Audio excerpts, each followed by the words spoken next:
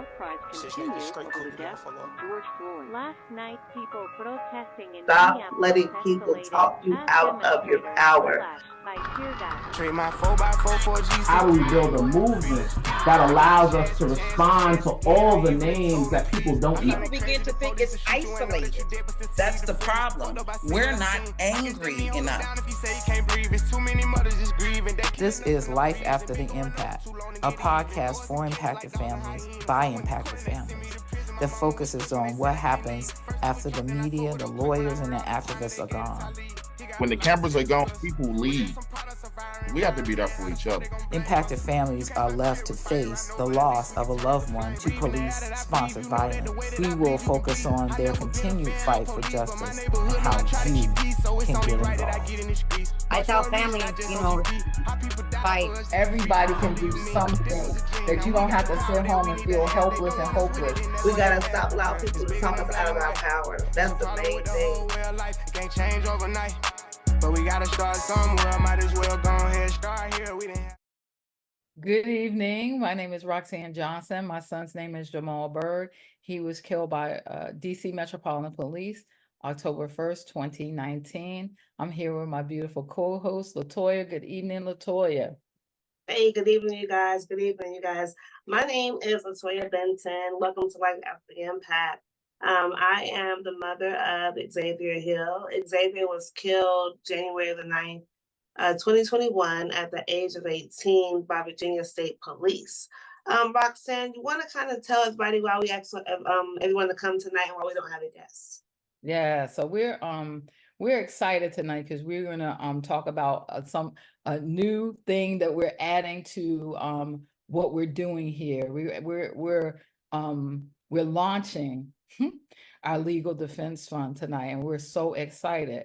But before we talk about the actual legal defense fund, we want to talk about give you a little bit more insight into our personal stories and why we're so passionate about this fight.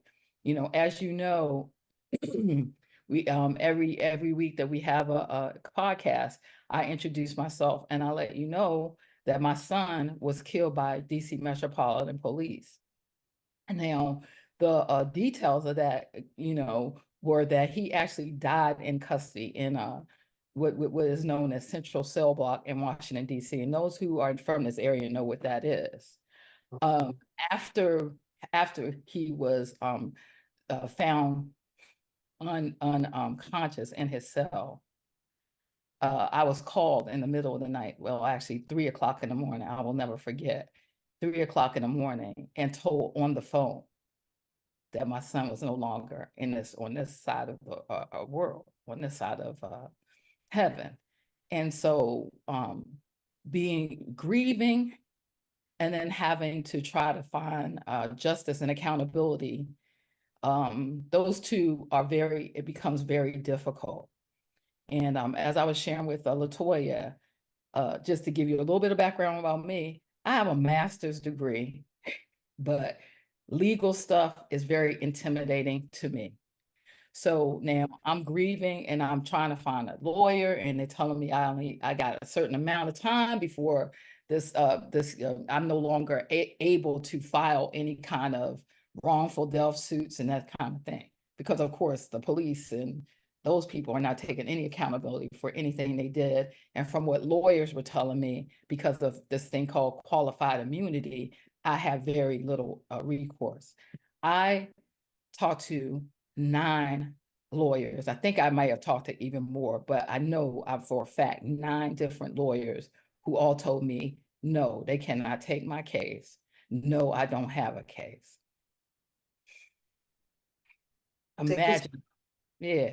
Imagine grieving and then not being able to pursue any kind of accountability for the death of your child. I know some of y'all know this personally. I know that some of our listening audience has had this exact same experience that I'm talking about. But I think what really compounded it for me is that the few people that I did know that have been in this struggle, nobody ever said to me, have you thought about filing pro se? Nobody ever said. I never heard those those words before I came in contact with actually Latoya. And so here I am, my son, this month, at the end of this month, we would be celebrating his 40th birthday. Oh. And on October the 1st will be 5 years that my son has been gone, away from his family, away from his only daughter, who's now a teenager, away from us, the people who loved and care about him. So that's what makes me very passionate about this. It makes me very passionate about wanting to see not just justice for my family, but justice for all families, because this is the way my mindset is, that if Latoya wins, then I win. If you in the listening audience wins, then we all win. Right. And that's the mindset that we have to have. The mindset. Roxanne, thank you for sharing with us. I asked you yesterday, you know, I know it's hard sometimes for you to talk about what happened with Jamal. You guys, so again, we're talking about our stories right now because we want to kind of just remind people of the aftermath, you know, of what we have to get to even try to get any kind of accountability or justice, right? As you guys heard, Roxanne said she went through 9 attorneys, all of them told her no. And she wasn't even familiar with the term that she could file pro se, right?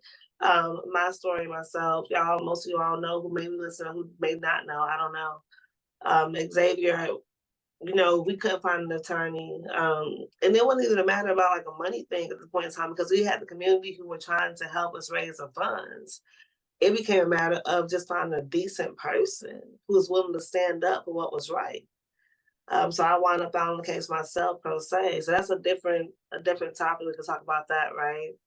Mm-hmm. Well, the reason we're having discussions today, as far as our announcement is concerned, when it comes to this, because with my case, I had to file myself. I didn't have anybody telling me, you know, I had one person who was a different lawyer who was telling me, you know, I could do that. But I was looking for a community of people who could help us say, you know, hey, you can do this. And forget it. They might tell you're going to get those no's, you know, and it's unrealistic to say you're not going to get a no's, right? And it's unrealistic to say you're going to file this case and you may actually just win it all in a matter of seconds. That's not realistic either. It's a wait. It's a hurry up and wait game, right? But to not know and walk through the tunnel of darkness by yourself, it's like a horrible thing.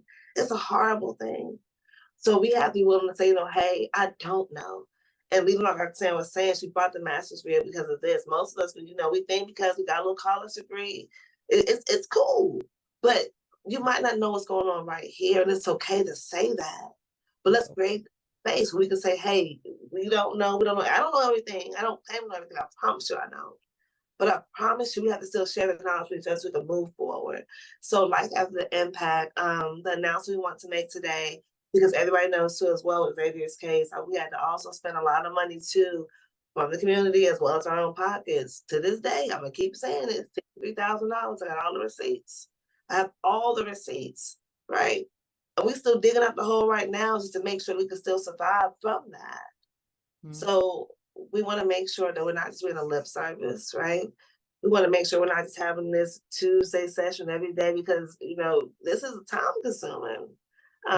We have been honored to actually be able to partner with a legal firm in order to help, not just point in a direction saying, hey, go here, with actual lawyers who can maybe, again, no one can make promises, but the whole point is trying to find the right people who are trying to take the cases.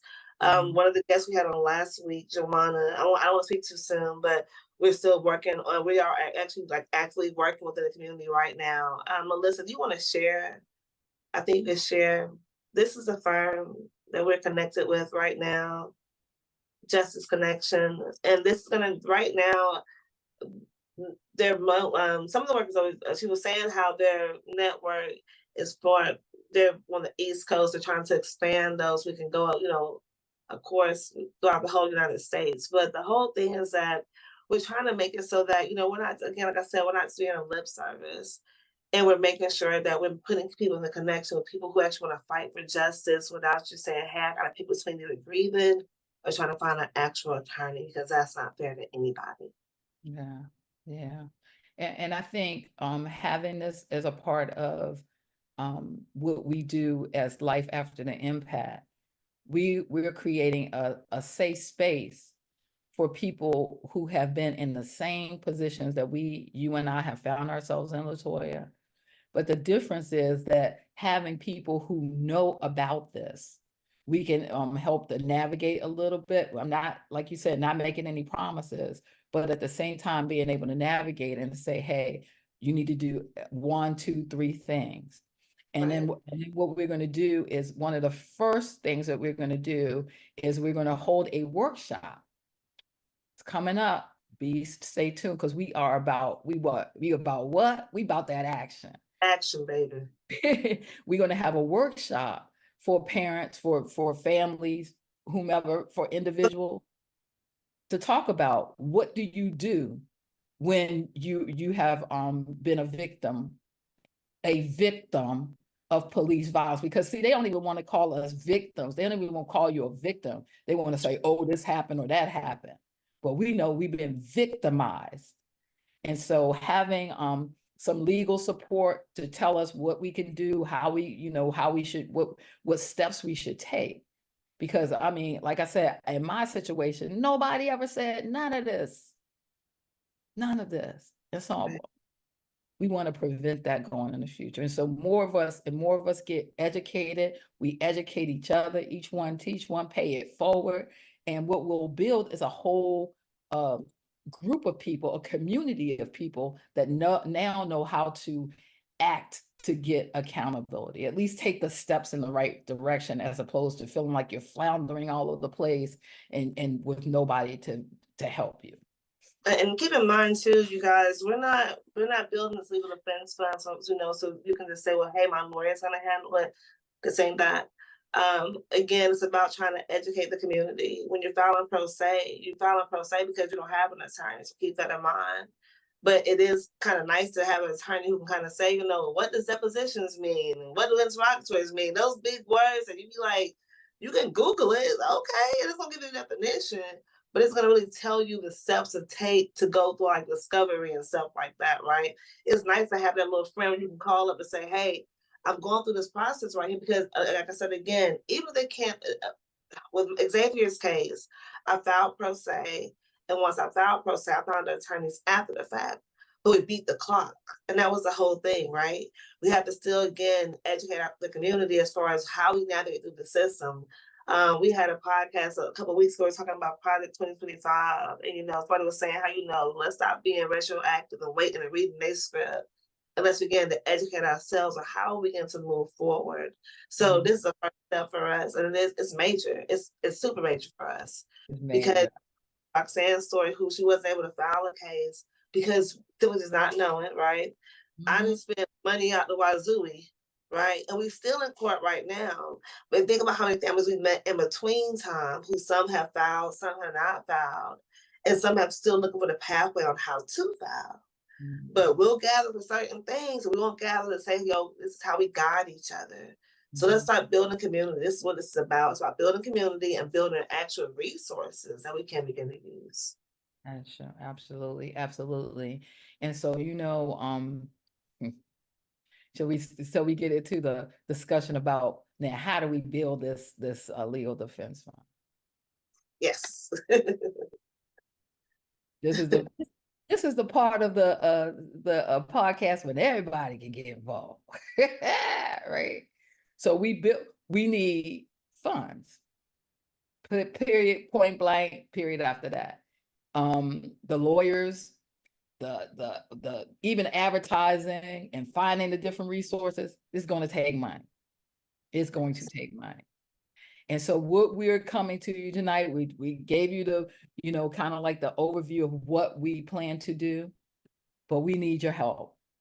We're setting a goal of $1,000. $1,000. We would like to see $1,000 go to our website in the next 2 weeks. We would like to have $1,000. That ain't a whole lot. Some of y'all. One of y'all could write that check. We'd be done right now. Thank you. Thank you very much. Yes. Right? But we know we know, some of us have this, well, I'm going to let God work it out. Well, the scripture I know about says faith without work is dead. Right. And so we want to put work behind the faith that we have in our community, that we can get this done. We can create an environment where all of us can get the accountability we deserve. In order to do that, we got to have somebody. We want to also provide quality, right? Because people want us on the other say, well, I'm gonna get a pro bono lawyer. What about pro bono? They're free, and I understand that they are free, but sometimes that quality that you get into that is not what you would need. And I'm not saying that all lawyers are the same. We can't say that either. My person is my lawyer. I can call her and talk to her on the phone about certain things because we're navigating through a case, but I'm also put my money towards the case also, right? So again, we want to be, how do we provide an experience for everybody where you not have to pick between grieving, trying to find a lawyer, right? Like we just said again, $1,000 ain't nothing, you guys. I'm trying to, I spent $6,300 on Xavier's case, $20,000 that was for the appeal.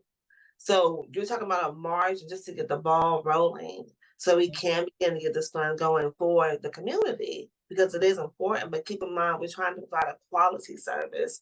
We're super aware there's pro bono lawyers out here. We're super aware you have the groups that may take the cases. And again, you can't make promises here too. But at the same time, we want to be able to have some kind of guidance without people saying, well, just point in the direction, this is not that. We're trying to actually provide those resources. So please go to our website, like Roxanne just said. The donate button is up there. You can donate directly to the website. And it's going to go directly to the Legal Defense Fund, as well as the impact to keep the work moving and moving forward. And the other thing that I would add, Latoya, when you're talking about quality, the difference between this and getting a pro bono lawyer or somebody who doesn't know is that we know what this is firsthand. And so we're going to be working directly with these lawyers to make sure that they understand what our particular demographic needs in the way of legal assistance. We're going to, one of the other thing that we're going to do, in addition to starting this legal defense fund, is we're going to do a short survey and talk to people who have already are in the middle of this experience, either have at this beginning, maybe in the middle, or have already gone through this experience, so we can understand even better how we need to work in the future. So, Roxanne, I totally agree with you guys. So, as you said again, y'all, please, again, the survey is going to go to seeing what the need is for the community. So please support us as far as the work is concerned, so we can continue to move forward. Keep saying Xavier's name, keep saying Jamal's name, but keep saying the community's name as well. Don't forget, you're not necessarily helping to impact their family, you're helping the community. We have to get into the mindset again that people try to separate it. It's not a separate thing. We're providing a service for the community. So please support us in our mission. Absolutely. And we thank you. And we look forward to building a space where everybody can get the accountability that they deserve. Yes, you guys, this has been Life After the Impact. Please join us again next week. We'll be at normal time. Also, y'all, we have 2 episodes coming up. One, the lawyer from Just Connection, she'll be coming into a podcast episode as well, so everyone get to meet her. Also, we have been reading this book, The End of Policing. We have a podcast also early September of the author who will be on for this book as well, so you can pick this up, grab it. It has a lot of things as far as just my policing is concerned and why we are into this fight, or not just more so not just into the fight, but why just the explanation, I would say, of the fight, period, right? Some people will say who said this? It's in a book sometimes, right? It's in a book or not. So the author be on the show in September. The lawyer will be on the show, and I think it's September as well, correct? Mm-hmm. Yeah. Okay. So you guys, please be sure, like I said again, visit our page on Life After the Impact. Please sure to donate $2, $3, which the goal is 1,000. So help us, please. Yeah. This has been Life After the Impact. We doing things, we're moving, We're building the movement that we want to see so we get accountability. Find out how you can get involved. Have a good evening. Good night.